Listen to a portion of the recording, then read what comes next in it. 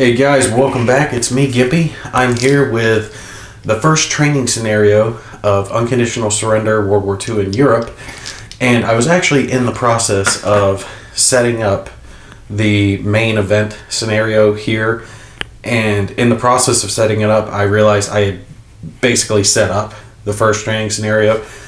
And I haven't played any bit of this game yet. I haven't rolled one dice yet, all right? One die yet. And I figured, well, I might as well go ahead and play through the training scenario just to educate myself a little bit. And I was like, well, people might want to see it. So I'm going to go ahead and record it for you guys, let you guys see me working my way through it, how it works, the basic gist of it, and all that. So, it's there if you want to watch it. After that, I'm going to continue setting up for the entire main event campaign, which will take a little bit. There's actually a lot of counters you have to get set up, put in the right place, put onto the turn track. I'll show you a little bit of that of what I've got started. In the process of reading the rule book, I've come to the conclusion that this game it's like the grand strategic warfare game light. All right, and I don't mean that as a bad thing. I mean that as a good thing, okay? If you guys watched, I did a video recently on Blue Cross White Ensign, also by GMT, and it's set in the Age of Sail, okay? And they have the rules set up in such a way that you can play a game in the Age of Sail without being bogged down with the minutia that has bogged down some of those other games. All the different things you had to keep track of, the manpower and the shots in the wind and everything. You could sit down and play that game in an evening and, have fun with it, rolling some dice and just, having a good old time. To me, this strikes me as the GMT doing the same thing to, the entire World War II conflict in Europe. I don't want to say dumbed down because it's not really dumbed down. They've streamlined it, okay, in such a way that you don't have massive stacks of counters everywhere. You don't have a bunch of rules that you have to keep track of. There's just one combat results table and everything is done off of that, and then you just apply your modifiers, and the modifiers aren't too hard to keep track of.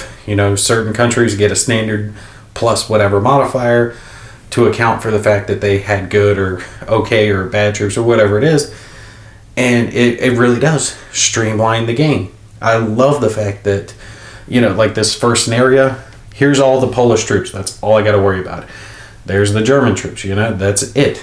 When you do an airstrike, if you're providing air support, you put a sortie marker on your counter, and you leave it as that. If you're not getting interdicted by enemy air power, it really is streamlined. It makes me think that I can play through the World War II campaign, even at the pace that I get to play my games, in a week, a couple weeks maybe, just depending on how much time I put into it. And especially for someone who plays all my games like this solo, it is so much nicer not to have so many rules and so many things that bog me down. No, don't get me wrong. This is still a big game to get your head around. It's still massive in scope. There's still a lot you gotta keep your head around. I'm sure I'm gonna make mistakes here and there, but it is so streamlined to make it easy to play, and that is such a good thing, especially for solo players, so they can enjoy this type of thing. Because you guys know I started with Absolute Victory by Compass Games, which I like. It's a great game. I like how they have the event system in it and how things could change, and that's like a very massive in scope version of the chit pool diplomacy system that's in this game. It's Absolute Victory is a good game, but I had massive stacks of units. There were counters just to represent the massive stacks of counters, and you don't have any of that in this game. It is so streamlined to make it easy to play, and I have to say that is a big plus going for this game. I am thoroughly pleased with that. One other thing that I want to point out that I like, I'm going to zoom in the camera on it up there, but it's on both sides of the board. This is the top part of the board, and this is on the bottom as well. There's a little track here where you can put your counter and keep track of the move move points the unit has, and your die roll modifiers when you've got combat going on. I gotta say, that is an excellent thing. It's on both maps because you're gonna have some scenarios where you only need one map, some scenarios where you need the other. They've got the turn track on both, the weather track on both. That's interesting, but I definitely did like that. Now, one thing that I've stumbled across that I wanted to ask you guys about, if anyone else had noticed this, is when it comes down to these counters. Okay, the counters are good. Those of you who saw me on Facebook know that I spent some time clipping them. But do you see that? You see the difference in size there? That's annoying. I have to say that's bugged the hell out of me. Has anyone else noticed that? Is it just my copy that had the counters like that? Or all the second editions like that? Because you can see if I get it on there, I'm trying to get it to where you guys can see it, that there is that just little bit, a couple millimeter size difference there. And what I noticed is the counters in the clips, and the sheets as they came on it, the top row was longer than the bottom row. So I'm wondering if they just, got cut wrong and everyone's second edition is like that. I'm not sure, but I wanted to ask you guys to see if it's just mine or not. But if you go to pick up, like, you've got a stack of information on counters or whatever, and you go to pick them up, them all being different sizes can be a little bit of a pain. But just FYI, so you guys know, let me know if that's the case for you guys as well. Alright, so let's take and zoom in here where we're going to be having, I wonder if I can take and get the die results table so it's clear enough for you guys to see it. Maybe about there. Alright, like I said, I'm going to be using little beads here to mark my units instead of turning them. I figure this way it'll be easier. That way I can just look at them to see if they've activated or not. We'll just have to see if that works. If it turns out to be too much of a pain in the butt, I might stop doing that and just turn the counter sideways instead. This first scenario is one turn. You don't have to worry about production values. It's assumed that you have enough production to activate everything. I'm just going to play through the German side of it instead of doing the German and the Polish, because the goal is to conquer Poland. And to do that, I have to get control of all of their cities, which there's one here, here, here, and I think down here. Yep, one down here as well. But I do have the advantage that I have better troops and I have air support, so they don't. And yeah, with 2 Luftwaffe counters, I can have up to 6 sorties. Now, if I were doing the main event, I actually probably wouldn't use the air support, but maybe once or twice, because it takes production points to get those sorties off of them. And the way sorties work is once you get 6 sorties on one of your aircraft counters, then zoom in, there you go, you can no longer use it until you take and get it reduced back down in the replacement phase. Alright, I'm just setting this one off to the side just for ease of putting sorties onto it, but it is in this hex. When that unit moves, I'll move it back over. So where do I start with? We take and you get 8 movement points for a leg unit. You get 10 points for a 8 for a leg, 10 for mobile, so tank or mobile unit. And that's it, just straight across the board. And then it costs you so many different points for whatever hex you're entering in, which is simplified. I won't flip up the thing, but on your play rate at the backside of it, it does list down how many points it costs. Easy for us, most of Poland is clear terrain. That just green terrain is clear. I know it adds 1 to go into like a city. It adds like another 1 to go into a rough terrain. Let me go ahead and flip this over because I am going to be doing a little moving. Yeah. If you go across a canal or a mountain, you're adding +1. And if you attack into a hex, that adds +1. And basically you can just keep going until you run out of movement points. So if this guy pushes through, he can take out as many counters as he wants that he has movement points. And it cost him, well, this one's a tank unit up there at the top, so it cost him 2 production to activate. I love how that is. It takes you production. Basically, think of production as your currency for everything. You need production to move units and attack and activate them. You need it to do diplomatic actions. You need it to buy units. You need it to repair your units. And you have to decide how much of your production to allocate to each thing each turn. So if you put everything into moving your units and attacking with them, you're not going to have anything left for diplomacy or restocking your units or repairing your aircraft. That is just so neat, so streamlined. I gotta say, I love that. Okay, zoomed in enough? Yeah, we're good there. Okay, let's take and where are we going to start here? See, I want to take and push these guys down so I can take and kind of block them off, give them no place to retreat to, because if they don't have any place to retreat to, then they get defeated. So it'd make it a little bit easier on me. But I need to have control of this city, which passing through would give me control of it. So let's start with this tank unit here. We'll activate him. So we've got actually 10, and move my marker over, 10 movement points to use. This is the 1st Panzers. So that's 1, 2, or actually, nope, that's 1, because I'm on a transport line. And anything like that, you get to treat. Yeah, if it's a transport line, you can treat it, the hex as being clear, and it's not received if moving or attacking into a hex containing an enemy city, fort, or unit. Okay, so that actually doesn't count. It does cost me 2 because that's an enemy city. But if it was rough terrain, it wouldn't cost me an extra point. So without a city. Okay, so that's 2 of my movement points. Let me move that down. I've got 8 left. And I'm going to attack this unit of the Polish, the infantry unit there. So with it being clear terrain and fair weather, and all of it's going to be fair weather, actually for this time period, for it's something like June or July to September, it's always fair weather all over. It's going to cost me 2 points to attack. So we go through our modifiers.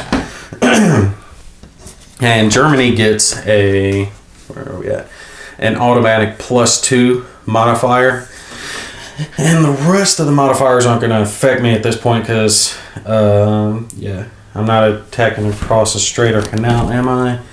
Yes, I am. I am attacking across the canal, so, ooh, that's a negative modifier. That's fine. I'll put in airstrikes. So I'm going to add a sortie to this Luftwaffe. What is it? The 2nd or 1st Luftwaffe, whatever it is. I'm going to put a sortie on them and attack across. So that gives me a +2 air support modifier. So I've got +2, +2, and then a -1, I think, for the canal. Yep. So I get a +3, and the Polish don't get anything. Yeah, they don't get anything for defending. So let's see what we get, and I'll show you guys on the chart what they got. Oh, let me set down the dice and show you guys. Red is going to be for Polish, and gray is going to be for the Germans. So let's roll and see what we get. Oh, look at that. That's horrible. Snake eyes to start with. That's interesting. First roll. Let me slide this up, see if you guys can see. Yeah. Okay, so I got my +3 modifier. So the attacker's up here. I'm going to go across to 4, and the defender got a 1.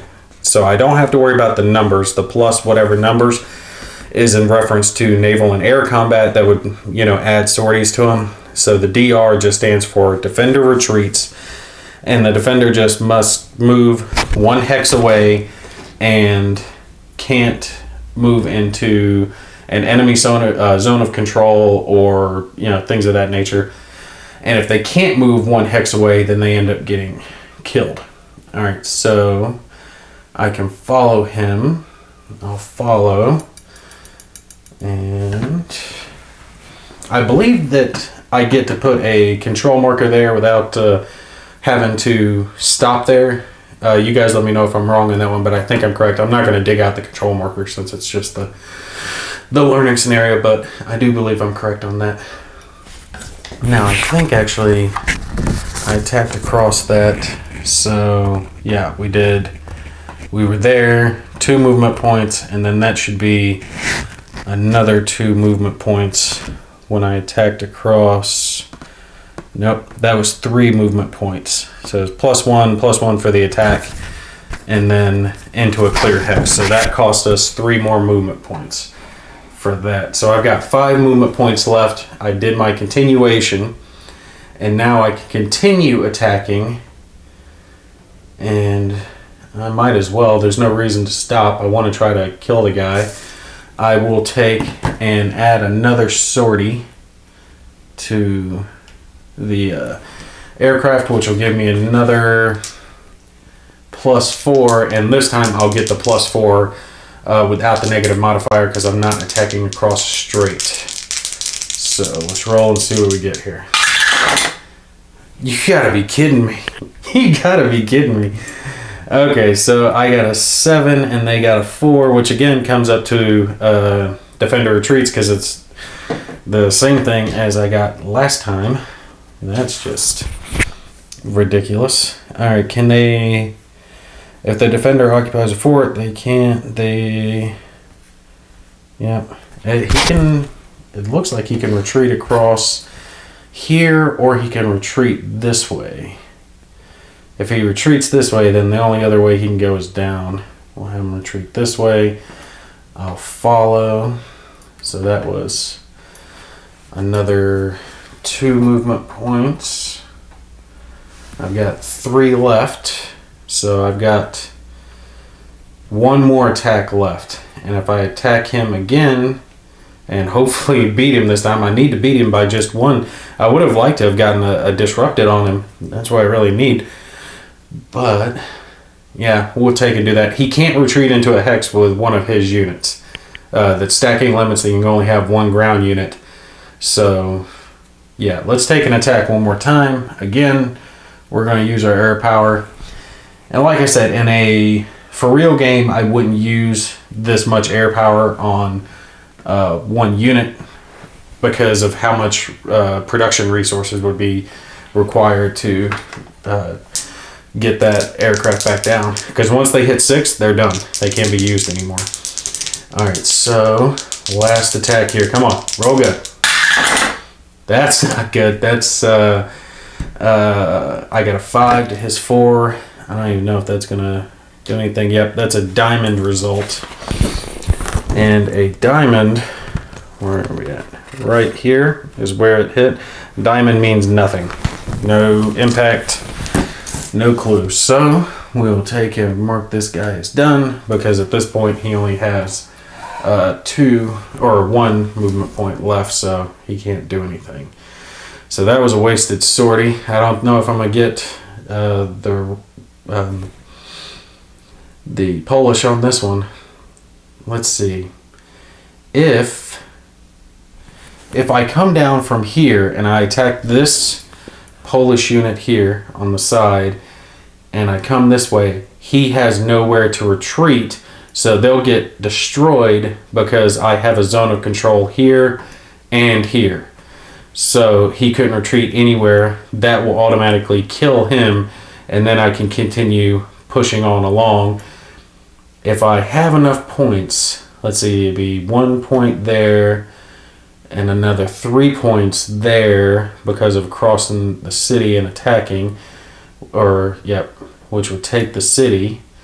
So it's 1, 4, 6, 7, 8. Yeah, I can make it to this city, but I can't. I was hoping to get him over to here and attack up, which would also be an auto kill on them if I won, since they wouldn't be able to retreat anywhere. But oh well. Alright, we'll just take and do that. I'll activate him. That gives me 8 points. So 1 to there, All right, and then I am going to use another sortie.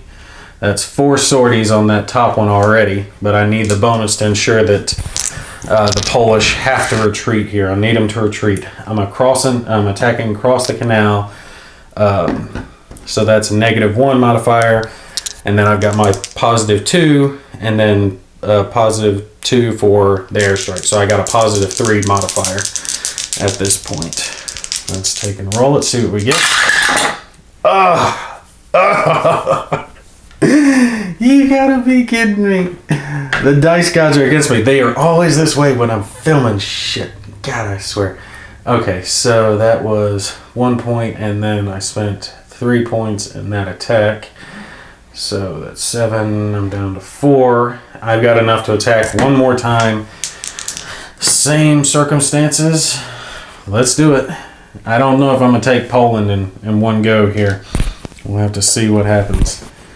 5 sorties on this top set of aircraft. I expected the Polish to be done by now, but they are just holding up one hell of a fight. So let's take and roll it. Okay, so...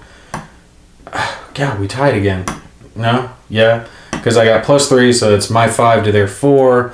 My 5 to their 4 again is a no result. So that was 3 more away from mine. I'm left with 1 movement point left, which means he is done for the turn. Wow. The Polish are putting up one hell of a fight. It wouldn't bother me if I hadn't wasted all those sorties to not do anything. Okay, let's see here. What do I want to do? Is this guy on a transit line? He's not on a transit line. If I move to here, that's 2 movement points. And I can attack up from the bottom, but he can retreat that way. And they can attack in. If I attack with this unit across here, it's going to be the same result. Okay, so he's in a city. So I have to take that same result. If I attack from here, this German unit, into that Polish unit, same thing. He doesn't have anywhere he can retreat that's outside of a zone of control and 1 hex away from the attacking unit. So that's a good one to go with to eliminate him and gain control of that city. But let's see here. Yep. Let's take and put a combat sortie on that Luftwaffe. That Luftwaffe. Can we save him for the bottom? Because I need this top one. No, we'll do it on the bottom one, because if I attack up here, I want to have at least 1 sortie up there for those guys. Okay, so this panzer group, or not panzer group, this German infantry attacking into that city. Is there a modifier for attacking into a city? Nope. Oh, attacking a unit in a hex that contains a city or any amount of rough terrain, -1. It's a -1 total. Okay, so with the sortie, I've got a +3 against them. Let's see if we can actually do some damage to the Polish on this round. Yeah, the dice are not with me today. I got a 6 against their 4. It should be enough to cause him to retreat. Let's see, 6. We scroll down to 4. That is a defender retreats. And since the defender can't retreat, it even has it down here at the bottom of it. Defender cannot retreat. If the defender is a reduced unit, eliminate it. If it's a full strength, reduce it. Okay, so he isn't eliminated yet. He is reduced. So we flip him over. Okay, so that was the first attack. That first attack was 1 and 2. How many movement points did I use?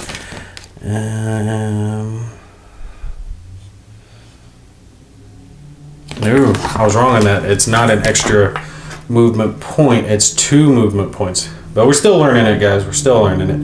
2 movement points for an enemy city or for any type of hex to move into it. And that's what you're having to pay when you go for the attack. So that attack would have actually cost me 2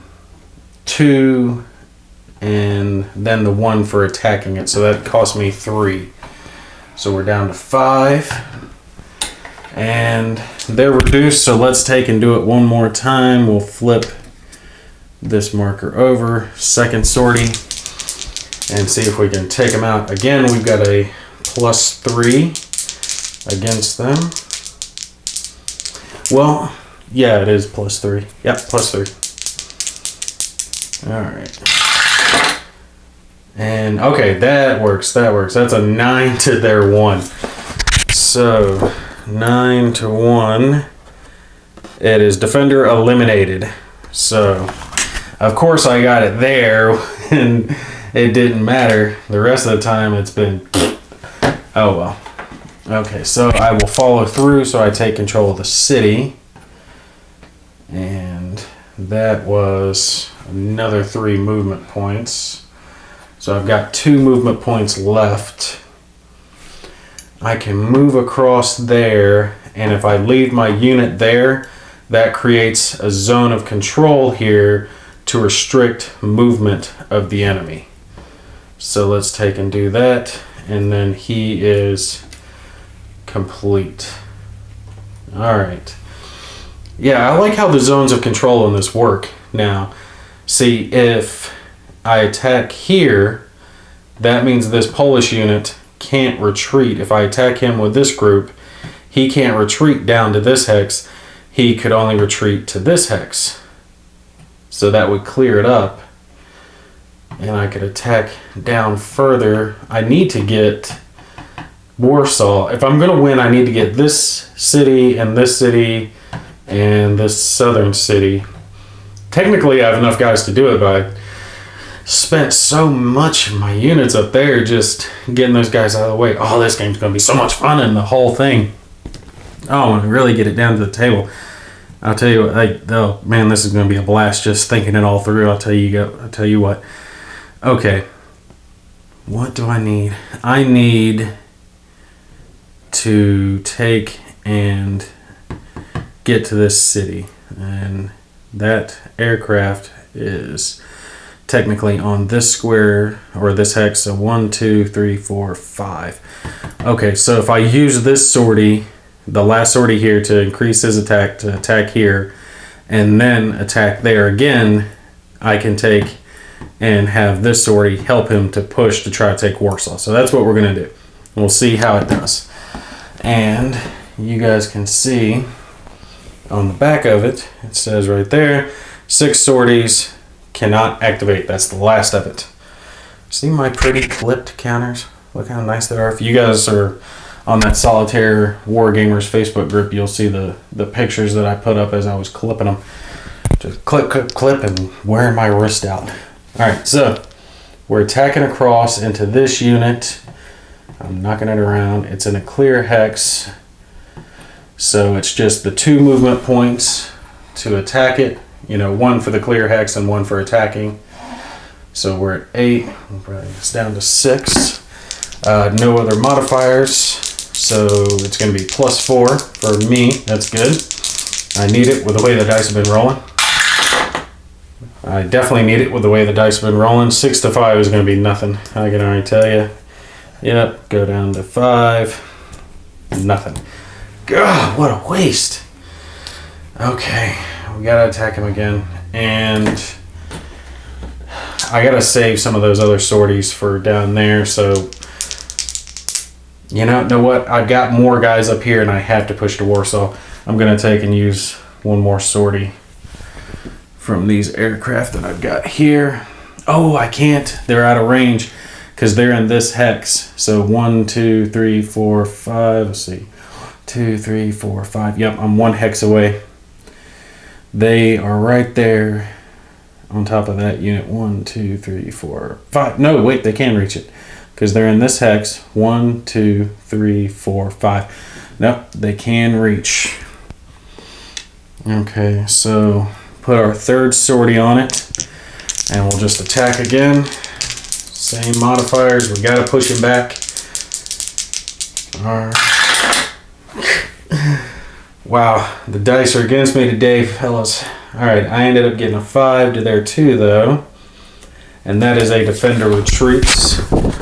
Alright, here you can see it, 5 down to that DR, which they can either retreat here or they can retreat into the city. They're obviously going to retreat into the city for the extra defense and bonus that's going to give them. I will definitely follow. That took another 2 points there. Alright. I have 4 points left after 2 attacks, so that means I've got 1 attack on this city, and I will absolutely use another sortie on it because it's across a hex or across a canal and into a city. So I will be getting 1 -1 and another -1. So pretty much I need the air assault, or I need the air support just to get my base +2 modifier. Otherwise it would just be a straight up roll. So let's take and flip this over to our 4th sortie. I've got a +2 modifier, finishing up attacking here, and this will take up the rest of his movement. I'll either make it or I won't in this attack. Alright, so roll it. Come on. Push through. Take Warsaw. Okay, this should work. That got me a +2. And that's a 5 to their 3. That is a defender retreats. So it looks like you need a 2 difference on the combat results table to not have a nothing result. So where are they going to retreat to? They can retreat there, there, there. Really doesn't matter. We'll have them retreat along their rail line, and I will absolutely follow. So we did get control of Warsaw. That's not bad. We've pushed them out of the north, but I only have 2 sorties left. So I need to save them for the ones that matter. Let's see here. I've got a tank unit here that can go. I need to get to this hex and then this hex. So I think I'll have the tank unit attack here, and then I'll use a sortie when I'm attacking across this canal, because yep, there is another canal going through there from this hex up. So I'll just attack base there, so a +2 modifier, and then I'll use the airstrike, one of the air sports I've got left there. If you guys are seeing what I'm talking about there. Let's see, this is what I'm talking about. This is the 2nd Panzers, and they are going to have 10 movement points, so they stand a good chance of having enough points to get up there. So it's going to take them 2 points to attack there. Let's mark that down, and I have just a base +2 modifier, and I do have that actually marked on the bottom of the board, just the German +2, just so I remember it. And come on. Big numbers, no whammy, no whammy. Okay, we can deal with that. That's a 5 to their 1. That is a 5 to 1 is only a defender retreats. I would expect more than that. They can retreat. Ooh, actually, he can't retreat into that city because of my unit being there. He can't retreat into a zone of control. So the only hex he can retreat to is that one. I will follow up. Now the problem is that he still exerts a zone of control, so I actually can't move into this city now. I'm going to have to use a different unit to move into the city and continue my attack here, because there's a zone of control here. The way it works is if you're in an enemy zone of control, the only thing you can do is an attack an enemy unit or end your activation. So I either have to end him or attack him. And that was done. So let's take and continue our attack. Do I want to use air support?